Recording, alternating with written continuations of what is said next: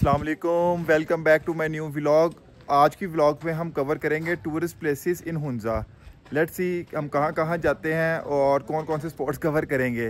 जो पहले स्पॉट पे हम आए हैं वो है बल्तित फोर्ट। बल्तित फोर्ट मौजूद है करीमाबाद में। जब आप करीमाबाद एंटर होते हैं तो फोर्ट रोड से सीधा आएँ तो बिल्कुल सामने आपको ऊपर फोर्ट नज़र आ जाता है।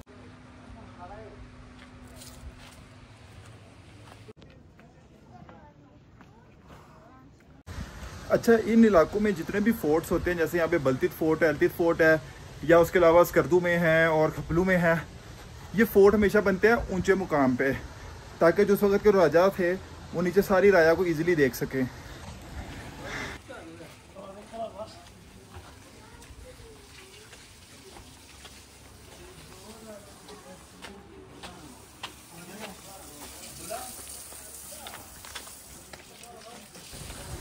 और ऊंचे मुकाम में दूसरा मकसद ये भी था कि दुश्मन इजीली इन पे अटैक ना कर सके, इनके चारों तरफ में इनकी नज़र रहे। ऊपर चढ़ते हुए आपको इस तरह की शॉप्स मिलेंगी जिनके पास इनकी हैंडमेड कैप्स, बैग्स वगैरह हर चीज़ मौजूद है।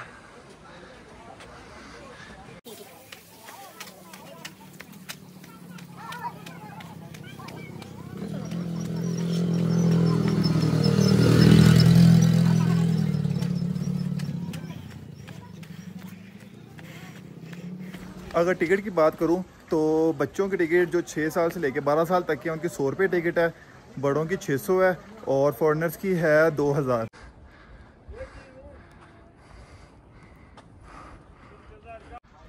ये बस एक आखिरी चढ़ाई रह गई है, फिर उसके बाद ऊपर फोर्ट पे आपको नीचे गाड़ी पार्क करके तो पैदल ऊपर आना पड़ता है। जैसे कि मैंने रास्ता दिखाया है, चढ़ाई है, सांस चढ़ जाता है।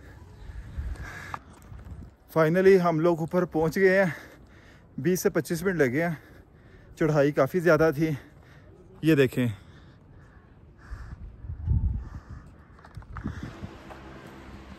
जो लोग हाइक करके ऊपर आते हैं उनके लिए इन्होंने एक सराहा बनाया हुआ है, जैसे कि वेटिंग रूम है। वहाँ पे आप आके सांस वगैरह लें और जब आप नॉर्मल हो जाएं तो फिर आप अंदर जा सकते हैं विज़िट करने।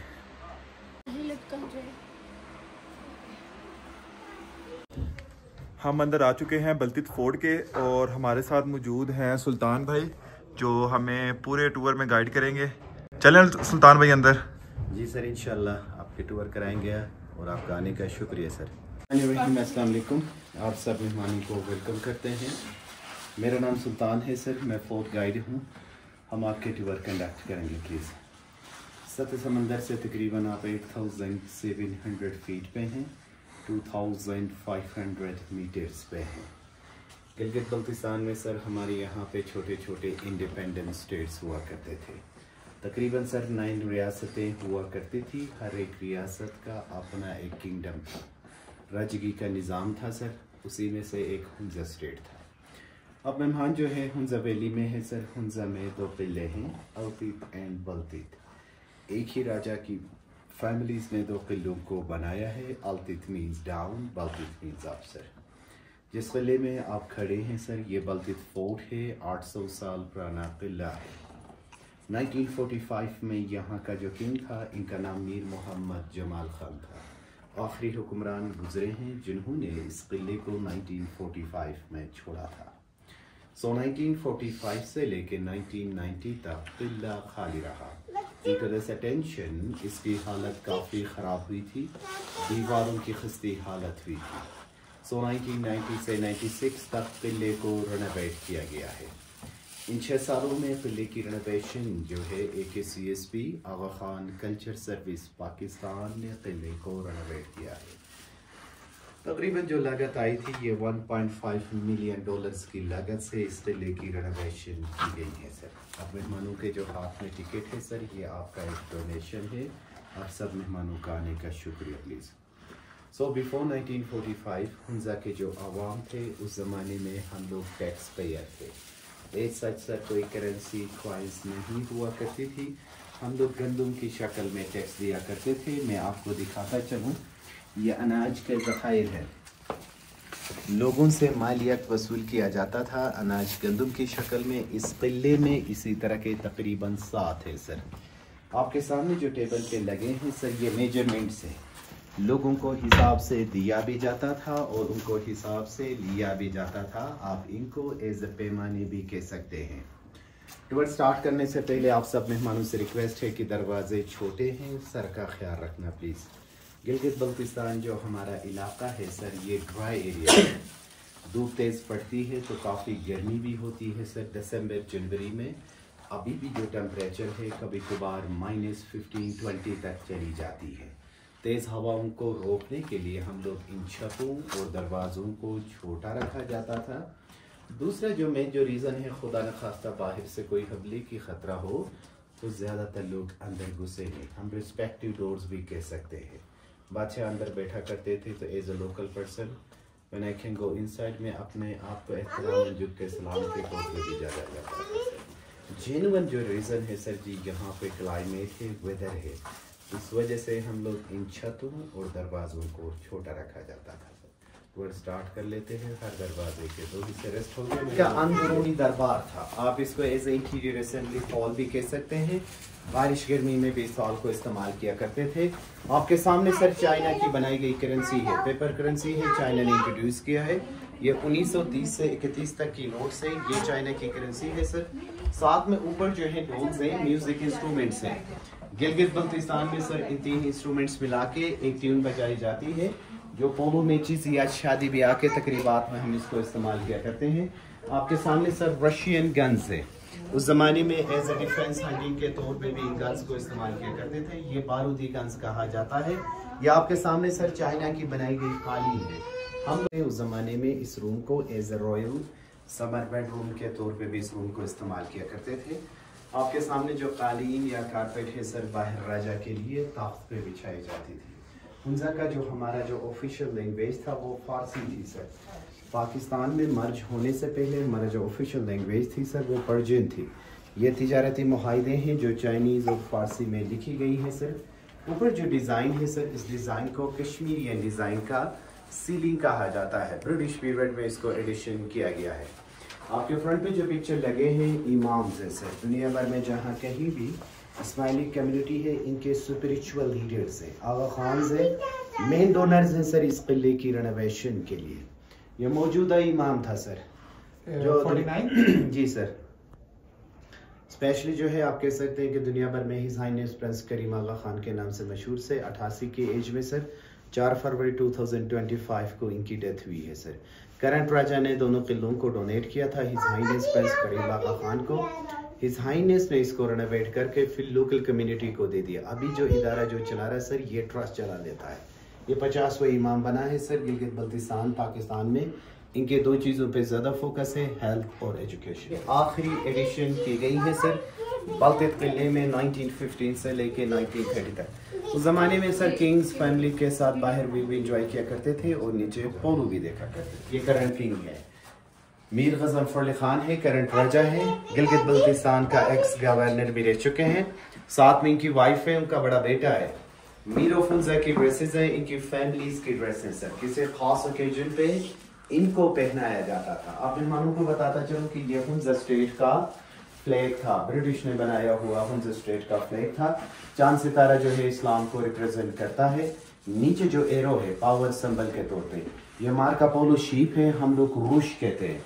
मार्को पोलो एक इटालियन एक्सप्लोरर थे, चाइना से आते हुए खुंजराब टॉप की वैलीज पे देखा था। लोकल जबान में हम इसको रूश कहते हैं सर जी। सर जी, ये आपके सामने जो राइट साइड पे ये छोटी सी जो स्टोर है, ये उस जमाने का फ्रिज था, रेफ्रिजरेटर के तौर पे ये काम किया करता था।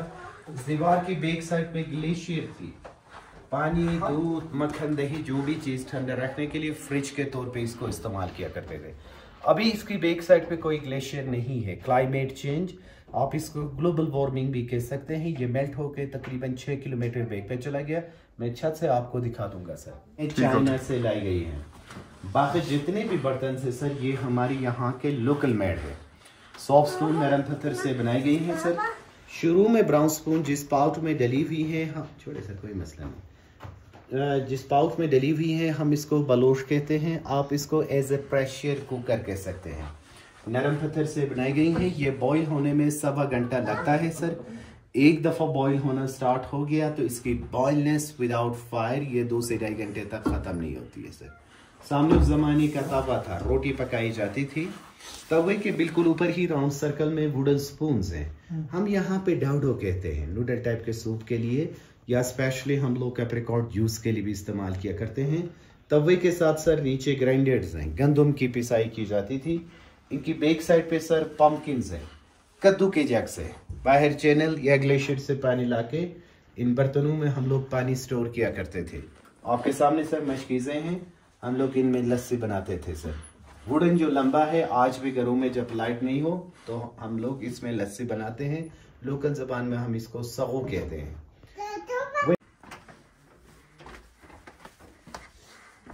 मेहमानों को बताता चलूं सर जी, ये उस जमाने का पार्लियामेंट हाउस था, ऐवान मजलिस शूरा भी कह सकते हैं। उस जमाने में इस रूम को पार्लियामेंट हाउस के तौर पे भी, लिविंग रूम के तौर पे भी इस रूम को इस्तेमाल किया करते थे।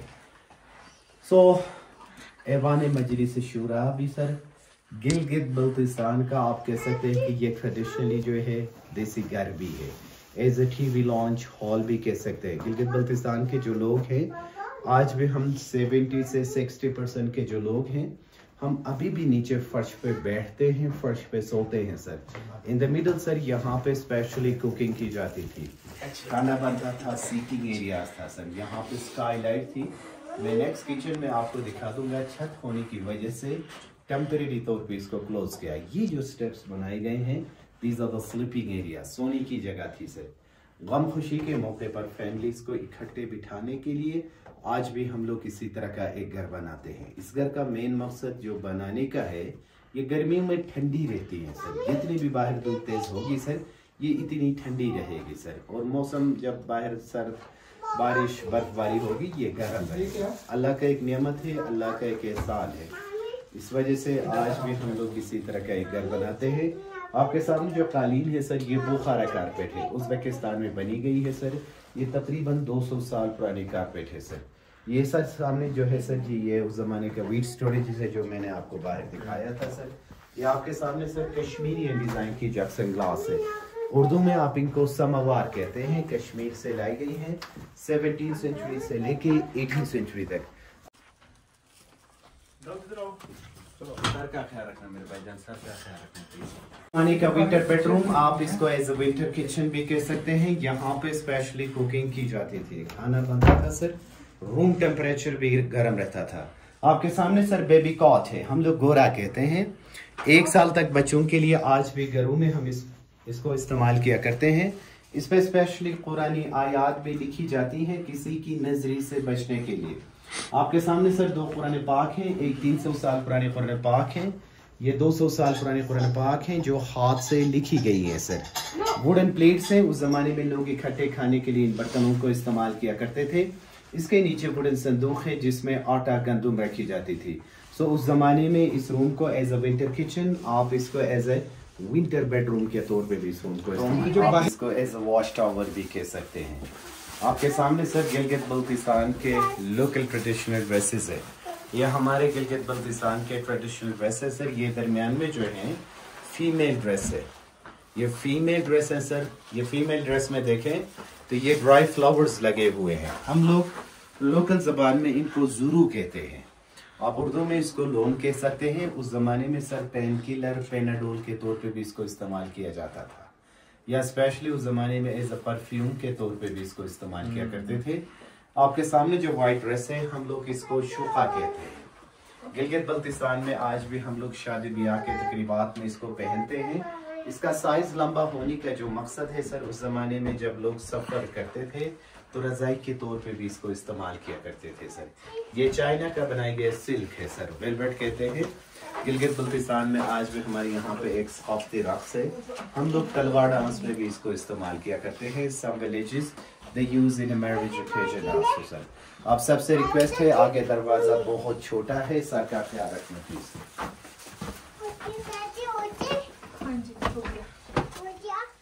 क्या कह रहे हैं?